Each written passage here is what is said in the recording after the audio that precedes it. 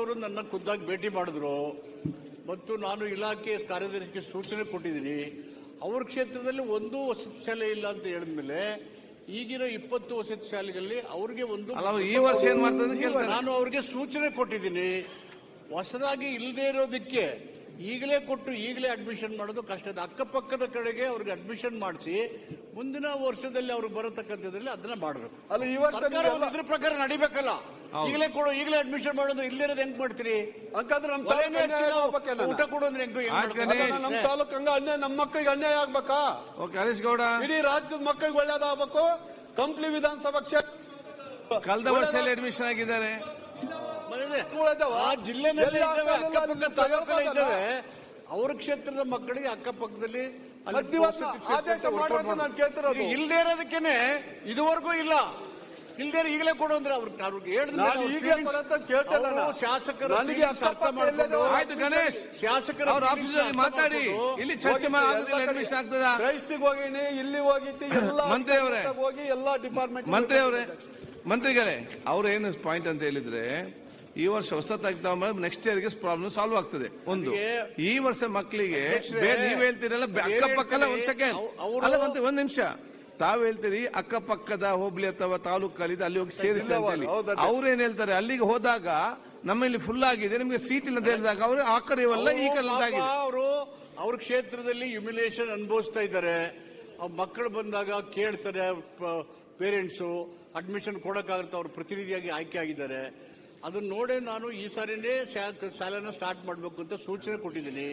ಈ ಸರಿ ಸ್ಟಾರ್ಟ್ ಆದ್ರೆ ಅಲ್ಲಿ ಬಂದಿರೋ ಮಕ್ಕಳಿಗೆ ಎಷ್ಟು ಅಕಾಮಿಡೇಷನ್ ಇದೆ ಕೊಡ್ತೀವಿ. What is there to argue? Harish, when I said I will give in school now itself, where is the argument? Okay. Harish Gowda, argument?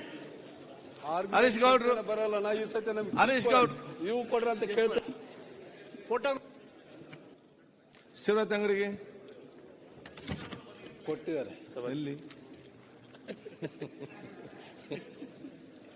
ಮಾನ್ಯ ಅಧ್ಯಕ್ಷರೇ, ಮಾನ್ಯ ಸಚಿವರು ಉತ್ತರವನ್ನ ಕೊಟ್ಟಿದ್ದಾರೆ. ಈ ಒಂದು ವಿಚಾರದಲ್ಲಿ ದಿವಂಗತ ಡಿ ದೇವರಾಜ ಅರಸರವರ ಜನ್ಮ ಶತಮಾನೋತ್ಸವದ ಅಂಗವಾಗಿ ಮಾನ್ಯ ಮುಖ್ಯಮಂತ್ರಿಗಳು ಇಲ್ಲೇ ಇದ್ದಾರೆ. ಕಳೆದ ಬಾರಿ ಅವರು ಮುಖ್ಯಮಂತ್ರಿಗಳಾಗಿದ್ದಂಥ ಸಂದರ್ಭದಲ್ಲಿ ನಮ್ಮ ಏನು ದಿವಂಗತ ದೇವರಾಜ ಅರಸರವರು ನಮ್ಮ ಹುಣಸೂರು ತಾಲೂಕಿಂದ ಗೆದ್ದು ಇವತ್ತು ರಾಜ್ಯದ ಮುಖ್ಯಮಂತ್ರಿಗಳಾಗಿದ್ರು. ಇವತ್ತು ಸಮಾಜದ ಕಟ್ಟಕಡೆಯ ವ್ಯಕ್ತಿಗೂ ಸಹ ನಮ್ಮ ಸರ್ಕಾರಿ ಯೋಜನೆಗಳು ತಲುಪಬೇಕು ಅಂತಕ್ಕಂಥ ಒಂದು ದೂರದೃಷ್ಟಿತ್ವವನ್ನು ಹೊಂದಿದ್ದಂಥವರು ದಿವಂಗತ ದೇವರಾಜ ಅರಸರವರು. ಅವರ ಜನ್ಮ ಶತಮಾನೋತ್ಸವದ ಅಂಗವಾಗಿ ಏನು ನಮ್ಮ ಹುಣಸೂರು ಪಟ್ಟಣದಲ್ಲಿ ಇವತ್ತು ಒಂದು ಅವರ ಹೆಸರಿನಲ್ಲಿ ಅರಸು ಭವನವನ್ನ ನಿರ್ಮಾಣ ಮಾಡಬೇಕು ಅಂತ ಹೇಳಿ 7,90,00,000 ಹಣವನ್ನ ಕೊಟ್ಟಿದ್ದಾರೆ. ಅದರಲ್ಲಿ ಸಿವಿಲ್ ಕಾಮಗಾರಿಗಳು ಸಂಪೂರ್ಣಗೊಂಡಿದೆ. ಇನ್ನು 1,97,1,97,00,000 ಕೊಟ್ಟಿದ್ದೀವಿ ಅಂತಕ್ಕಂಥ ವಿಚಾರವನ್ನ ಇಲ್ಲಿ ತಿಳಿಸಿದ್ದಾರೆ. ಇವತ್ತು ಕಾಂಪೌಂಡ್ ಆಗಬೇಕು, ಇಂಟೀರಿಯರ್ಸ್ ಆಗಬೇಕು ಅಂತಕ್ಕಂಥ ವಿಚಾರವನ್ನ ತಾವೇನಿಲ್ಲಿ ಹೇಳಿದ್ದೀರಿ, ಮಾನ್ಯ ಸಚಿವರು ಹೇಳಿದ್ದಾರೆ ಅಧ್ಯಕ್ಷರೇ. ಇದು ಈ ಹಣಕಾಸು ಸಾಕಾಗೋದಿಲ್ಲ. ನಿಮ್ಮ ಅಧಿಕಾರಿಗಳ ಜೊತೆಗೆ ನಾನು ಎಲ್ಲ ಅಧಿಕಾರಿಗಳ ಜೊತೆಗೆ ಪಿಡಬ್ಲ್ಯೂಡಿ ಇಂಜಿನಿಯರ್ಸ್ ಜೊತೆಗೆ ನಿರ್ಮಿತಿ ಕೇಂದ್ರ ಅಧಿಕಾರಿಗಳ ಜೊತೆಗೆ ನಾವು ಸ್ಥಳಕ್ಕೆ ಹೋಗಿ ಭೇಟಿ ಕೊಟ್ಟಿದ್ದೀವಿ ಮಾನ್ಯ ಅಧ್ಯಕ್ಷರೇ. ಈ ಒಂದು ವಿಚಾರದಲ್ಲಿ ಅಲ್ಲಿಗೆ ರಿಪೋರ್ಟ್ನು ಸಹ ಮಾನ್ಯ ಕೇಳಿದ್ದಾರೆ. ಏನ್ ಅಧ್ಯಕ್ಷ, ಇದಕ್ಕೆ ಹಣಕಾಸು ಸಾಕಾಗಲ್ಲ, ಅದಕ್ಕೆ ಹೆಚ್ಚಿಗೆ ಕೊಡಬೇಕು, ಹೆಚ್ಚು ಅನುದಾನ ಬೇಕು, ಅವರಿಗೆ ಹೆಚ್ಚು ಅನುದಾನ ಬೇಕು. ಅಧ್ಯಕ್ಷ ಒಂದೇ ನಿಮಿಷ ಅಧ್ಯಕ್ಷರೇ, ಹೆಚ್ಚು ಅನುದಾನ ಬೇಕು, ಸಂಪೂರ್ಣ ಆಗಬೇಕು. ಮಾನ್ಯ ಮುಖ್ಯಮಂತ್ರಿಗಳು ಇಲ್ಲೇ ಇದ್ದಾರೆ. ದಿವಂಗತ ದೇವರಾಜ ಅರಸರವರ ಹೆಸರಿನಲ್ಲಿ ಬಹುಶಃ ಇವತ್ತು ನಮ್ಮ ಅರಸು ಭವನ ಒಂದು, ಜೊತೆಗೆ ಸಾರ್ವಜನಿಕ ಆಸ್ಪತ್ರೆ ಒಂದು, ಜೊತೆಗೆ ಅರಸು ಕಲಹಳ್ಳಿ ಅವರ ಊರು, ದಿವಂಗತ ದೇವರಾಜ ಅರಸರವರ ಊರು. ಜನ್ಮ ಶತಮಾನೋತ್ಸವದ ಅಂಗವಾಗಿ ಮಾನ್ಯ ಮುಖ್ಯಮಂತ್ರಿಗಳು ಕಳೆದ ಬಾರಿ 2016ರಲ್ಲಿ ಮಾನ್ಯ ಅಧ್ಯಕ್ಷರೇ ಆಗಿರ್ತಕ್ಕಂಥ ವಿಚಾರ ಇದು. ಅನುದಾನ ಕೊಟ್ಟಿರ್ತಕ್ಕಂಥದ್ದು 2016ರಲ್ಲಿ. 8 ವರ್ಷಗಳ ಅವಧಿ ಆದರೂ ಸಹ ಕಂಪ್ಲೀಟ್ ಆಗಿಲ್ಲ. ಆಸ್ಪತ್ರೆ ಸಂಪೂರ್ಣ ಆಗಿಲ್ಲ.